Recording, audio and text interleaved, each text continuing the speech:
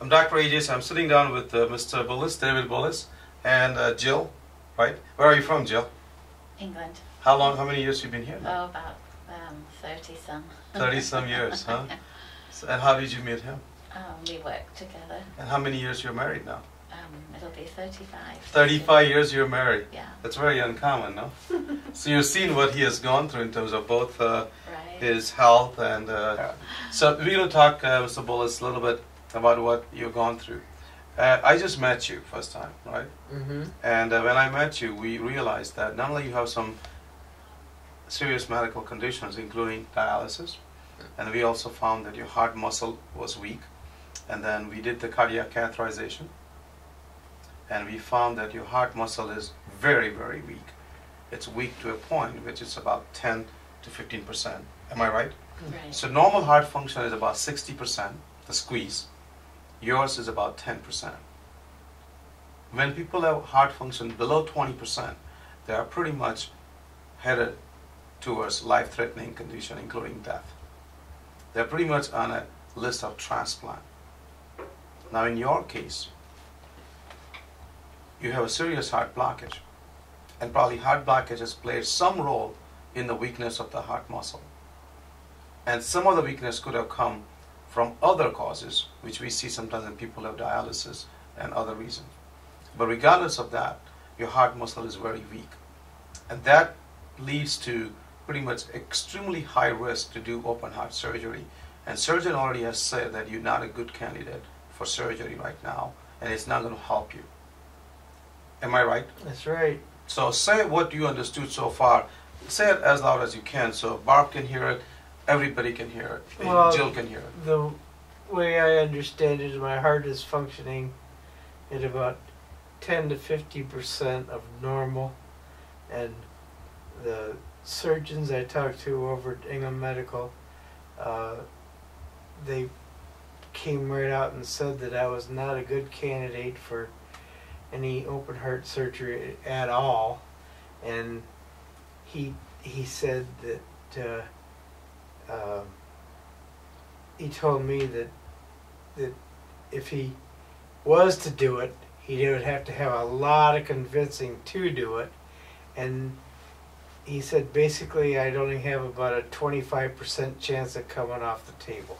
So if I understand correctly, there's a 75% chance you will be not making through the surgery. Yeah. So it's even worse than what I thought. He's really saying that. Well, he's yeah, and he said, he says I can do more good for you by not operating on you than I can by operating on you. So now, what am I saying to you?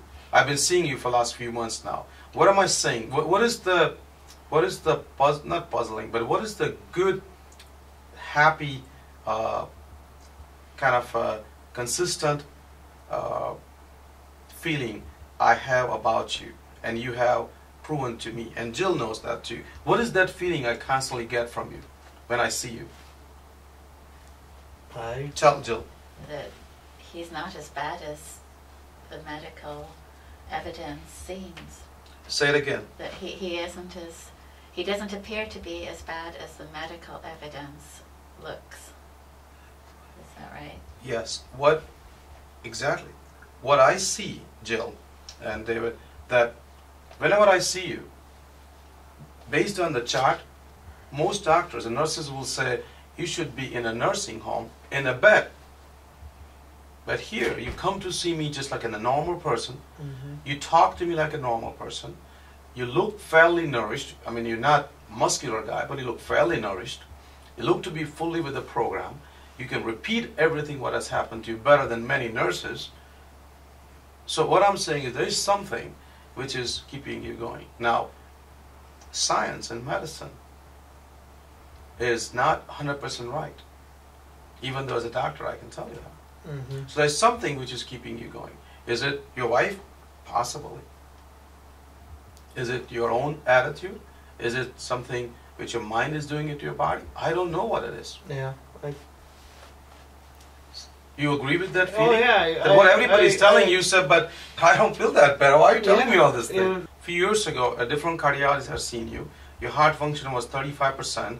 Then I just saw you a few months ago, and your heart is 10%. But you say you don't feel much different. No. We are recording this video to all our audience that are we treating a weak heart? Are we treating heart blockage? Or are we treating Mr. Bullis here, right? Yeah. So I'm going to treat you. You know why? Because eventually it's you who comes to see me, not your heart. Right. What did I just say? It's him that comes to see you and not his heart. His heart just doesn't come in a FedEx and say, Right. check it out. Right. He comes, he brings his whole body to me. Right. And he's doing it consistently for the last few months, few weeks. And he's doing it since 2008, before he met me. So what we're going to do, we're going to take a challenge here. And that's the main thing, Bob, I want you to record and help us to do it. That starting today, actually, matter of fact, starting now, I'm going to ask you to be very strict with the program we're going to put you on. We have a few other patients who are on the same program right now. And that's essentially is reversing heart disease and making heart failure not come in. How are we going to do it? Number one, you're going to start following a strict, no salt, low fat diet. Number two, you're going to start losing some weight, the fat weight, not the muscle. Number three, you're going to start exercising twice a day. How much exercise are you going to do? You're going to start with 5 minutes twice a day. If you do 6, that's great, but you're going to build it every day. You're going to join a health club, and you're going to be there twice a day. You're going to, even on a dialysis days, you're going to call me every night how you feel, like Jill did for a while, or you call me a few nights in a row. Mm-hmm. You have my cell number. Right. You have my home number. You can call me anytime. But every night I want to hear from him. And you're going to stop by to see me every week, no charge. So I know what you have done. Okay. I wouldn't be surprised. You are one of the success story, which I think it is, compared to what everybody else is thinking in terms of what your prognosis or what you're going to do in 1 year. But you have to do it along with everyone else. You are going to be in the driver's seat because all the doctors have pretty much said nothing can be done. So you're going to be the doctor, you're going to be the surgeon, you're going to be the driver now. You know what I'm saying? Mm-hmm. Now, do we have proof? Yes. If you do everything what I just described, you can build new blood vessels around your heart. You can be your own surgeon. I've already done that once because You have a vessel which has a collaterals already. because I had a heart attack 23 or 4 years ago, and they said that I It was has a rerouter of the blood. I was too young to do any Stand or open heart. stand or open heart at that time, and they said we're just going to let it grow by itself. So you're saying that you have done it, regrowing the arteries one time, you are a pro and you'll be able to do it. Yeah. All right, I believe you. You believe him? He You've could been do married it. 35 years. I hope you believe Yeah, him. Yeah, he's pretty tough. So why don't you say, I can do it? I can do it. Tell me your name again. My name's Dave Bullis, And I can do it. and I can do it.